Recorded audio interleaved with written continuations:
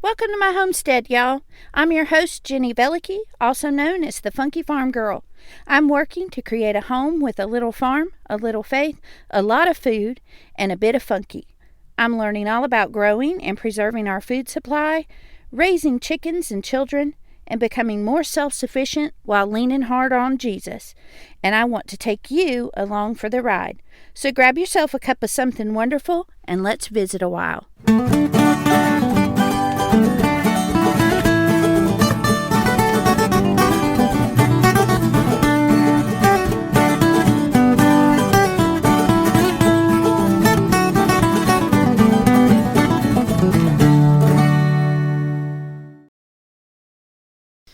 Hey y'all, welcome back to the Funky Farm Girl podcast.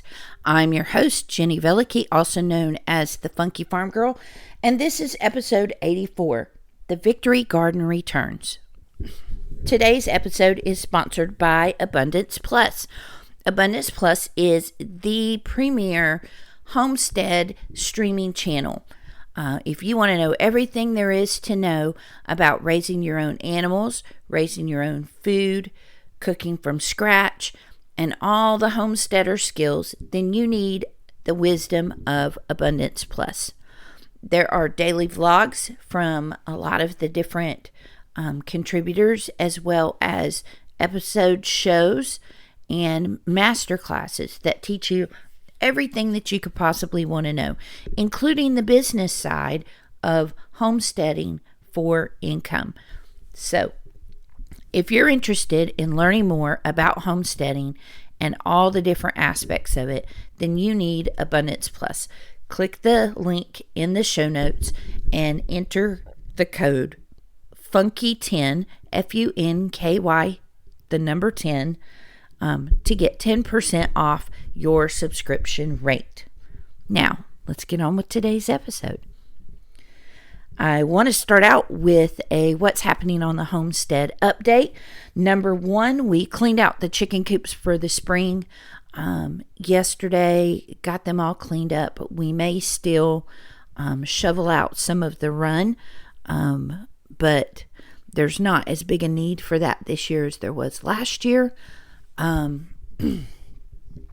We did decide that we're going to clear the herb beds around the chicken run. We had a animal visitor that was either a possum or a raccoon that's constantly coming and digging up what is planted there, pulling out the rock border, throwing mulch everywhere. I have little ceramic mushrooms through there, and they're all over the place. And so I've decided that this year I don't want to continue fighting with whatever animal wants to keep messing up my pretty bed. And so I'm going to leave the rosemary and the mint there, but anything else I'm going to move, and I'm just going to let that kind of grow as it wants to. And I'm going to use those rocks that I made a border with and put them around the deck bed instead. So that's what's happening on the homestead this week. So, I don't know about you, but when I started looking at all the different things for spring gardens, when I started looking for inspiration and plans of what type of garden I wanted to grow, what things I wanted to put in it, that the layout and all those things. This year in particular, I was really looking for a production garden and wanted to be able to produce a lot of food, not just fun food and play around and experiment with a lot of different things, but I really wanted to focus on production this year. And so what I kept seeing everywhere was the Victory Garden. Now, if you're not familiar with the Victory Garden, during World War II, some during World War I, but especially during World War II, people grew their own fruits and vegetables in their yards as a way for the community to come together and to provide for itself and to be a support from the home front for the troops that were overseas fighting in World War II. Excuse me. So during the war, they stopped producing canned goods because they needed the metal from those cans for things like guns and ammunition and tanks and equipment and all those types of things. And so that food wasn't there. And so there were food shortages in the stores. And there was also much less that was being imported because one of the relations between the countries, and two, because all of the import-export stuff was directed towards the troops. And so in doing that, there was a lot of things that they couldn't get that they normally had. And so they had to ration food, and there were shortages on things, and there were some things that they just didn't have at all. And so a home garden really, really helped them with the shortages that they were experiencing, and also with the rations. They were able to extend what they were able to produce out of their own home and have something to supplement the rations that they were getting from the store. So if you would like to see this like fleshed out and lived out, what it looked like to keep a Victory Garden and what it looked like to take the rations and the Victory Garden food and make things in the kitchen like they would have done then you really need to go watch Wartime Kitchen and Gardens on YouTube. I'm going to put a link in the show notes. Michael and I watched it. It's 8 episodes. They're about a half hour long each. And they follow a woman in her kitchen and a man in his garden growing food and talking about cooking the food and the kinds of things that they had to do to have enough to eat during the war. And it was very, very interesting. I was really glad to have watched it. This one in particular was based in the UK. And so there was an example of the fact that children who at the start of the war were very young, when the war was over and they were able to begin to import foods and stuff again, children didn't like bananas because they had not seen or tasted a banana for 5 years. And so some of them, it was the first time they'd had one. They didn't know how to eat it. They didn't know what to do with it. And they said that children in general didn't prefer bananas because they just didn't have a taste for that. And to me, I can't even think of just there's no bananas for 5 years. It would just be mind-blowing to me. So I really encourage you to go and watch those episodes. It's a really good series. In the United States, there were 20 million Victory Gardens in World War II. And those gardens produced 40% of the vegetables grown in the U.S. during the war. And it produced over 1 million tons of vegetables. And so it seems like a small thing to have a garden in your backyard or a garden in your flower bed or pots on your patio.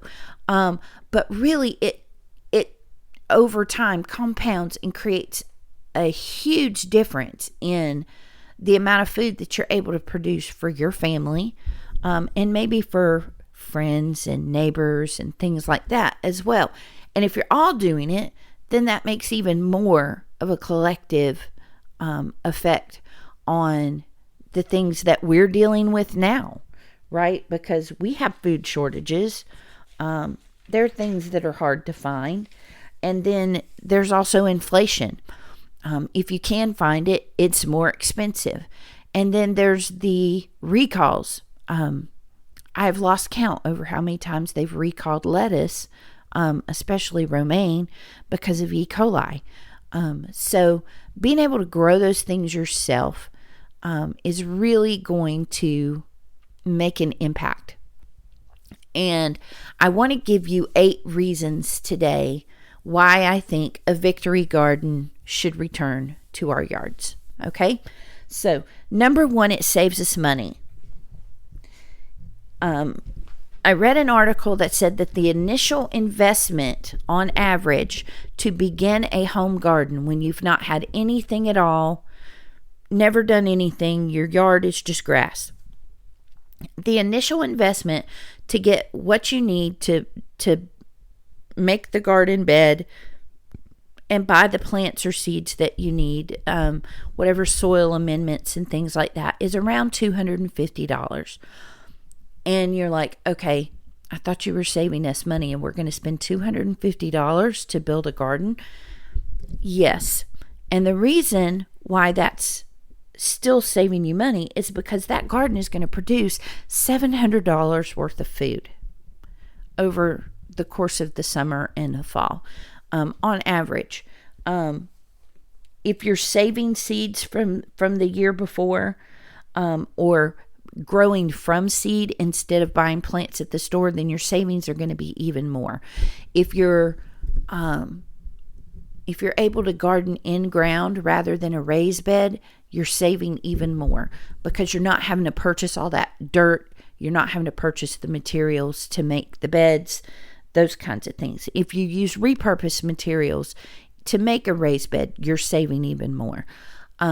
So really, there is a little bit of an initial investment up front, but then you're saving a whole lot of money through the course of the gardening season on the amount of food that you're able to produce.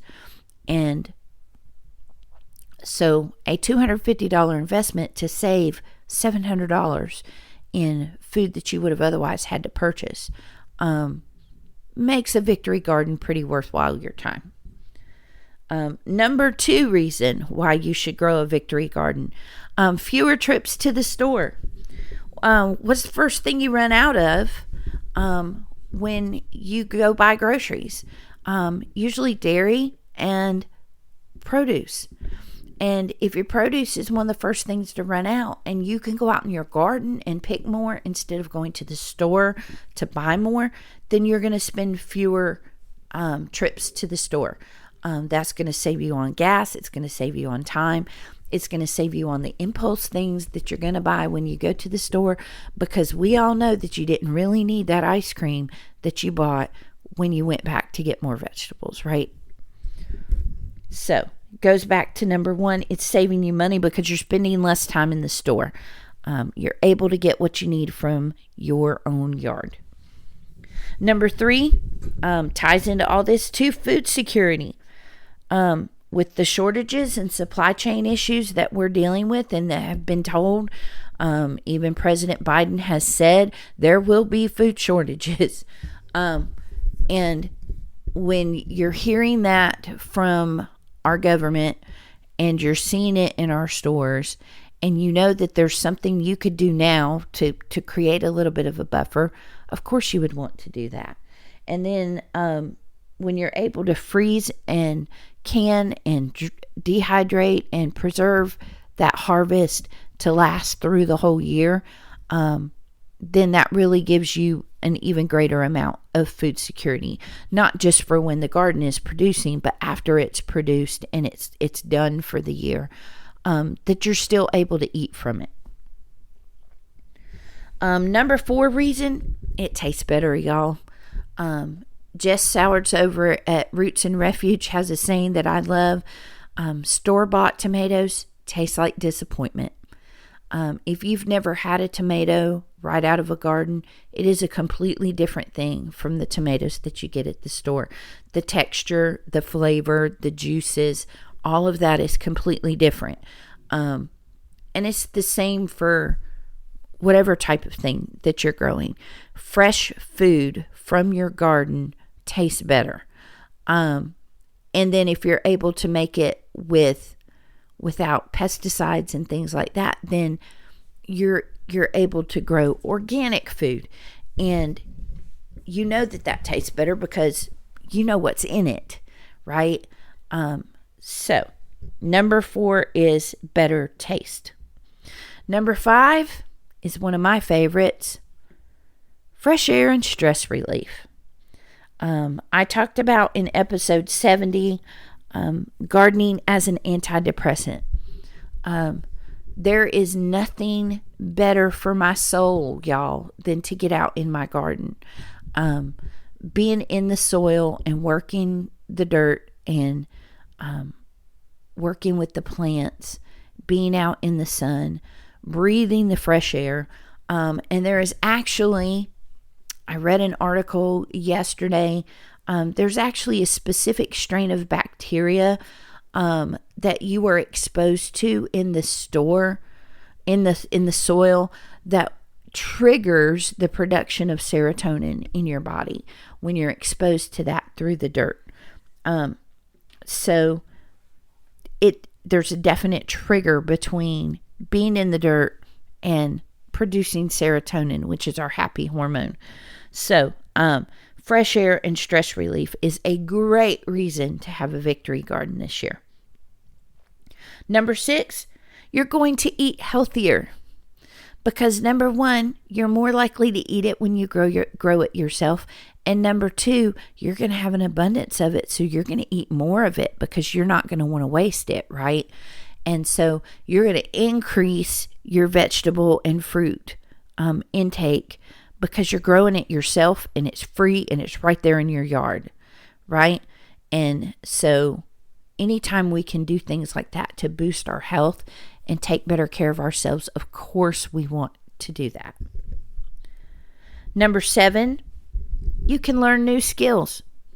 Not just gardening, but canning, freezing food, cooking from scratch, dehydrating, all kinds of different things. When you're out working in the garden, you can learn organic pest control. You learn about different weeds and things that may be growing in your yard, and you want to identify if it's a good weed or a bad weed. So then you begin to look into herbalism and you learn some of the different things that grow in your yard that can be used for herbal medicine. It just goes on and on and on and on. You learn the species of butterflies that come to visit your garden, or the birds that are eating your sunflowers, or those kinds of things. There's just no end to the amount of things that you can learn from being in a garden. So definitely one of the benefits to this is learning new skills. Number 8 is exercising. It's not just that you're weeding, you're hauling wood chips, you're shoveling, you're raking, you're pulling things out, you're carrying things, you're working out in the sun and working up a sweat. And those things are good for your muscles. It's good for your skin. It's just good for your body to be outside and exert yourself. You can bend and stretch and walk and carry and do all those kinds of things in your garden. And last but not least, number 9, your victory garden can be a blessing to others. You can share your production with your family and friends, and maybe even you coordinate. Maybe you live in a neighborhood where everybody has itty bitty yards, and maybe on your block you decide that this neighbor's going to grow the tomatoes, this one's going to grow the cucumbers, this one's going to grow the okra, and you guys trade. You could do that with family too, or friends. You can donate excess food to the food bank and help those who are less fortunate.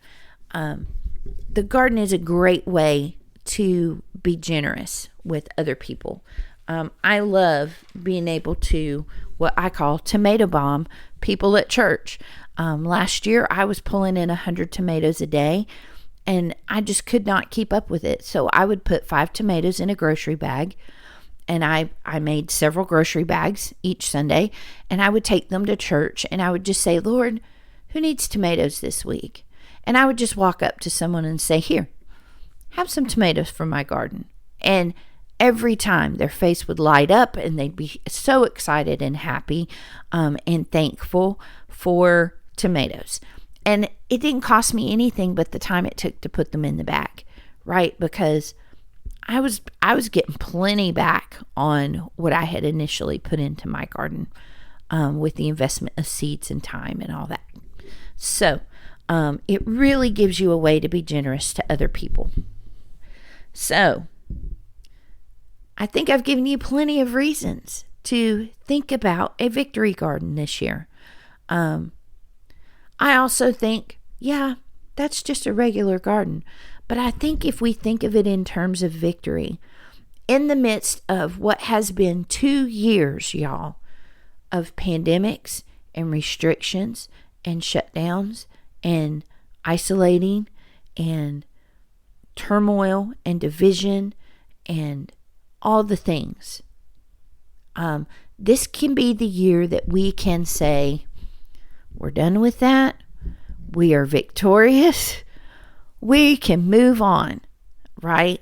And we can do something to take control of our circumstances. We can do something to become more self-sustainable, and not be so dependent on industrial food systems or the government or anything else to feed us. And so I think that victory gardens are going to give us a new perspective on gardening, and I think it's a much needed one in these times that we're living in. So I want to encourage you that you can grow food anywhere. It can be pots on a patio, it can be flower beds, it can be a raised bed, it can be in the ground. Find a spot, plant some things, grow some of your own food this year. Declare victory over the grocery store, okay? Because the grocery store has turned into a stressful place where you're taking more money out of your wallet and you're finding less of the things on your list in the store. Let's declare victory over all those issues and grow some of our own food at home. Even if you don't grow everything you eat, you'll be surprised how much you can grow and how much of an impact it's going to make. So, are you ready to declare victory? See you next week. Thanks for stopping by, y'all. If you're inspired by what you've heard today, the best compliment you can give me is to share the Funky Farm Girl with your friends. You can stay connected by following the Funky Farm Girl on Instagram, Facebook, and YouTube. Until we meet again next week, remember to bloom where you're planted.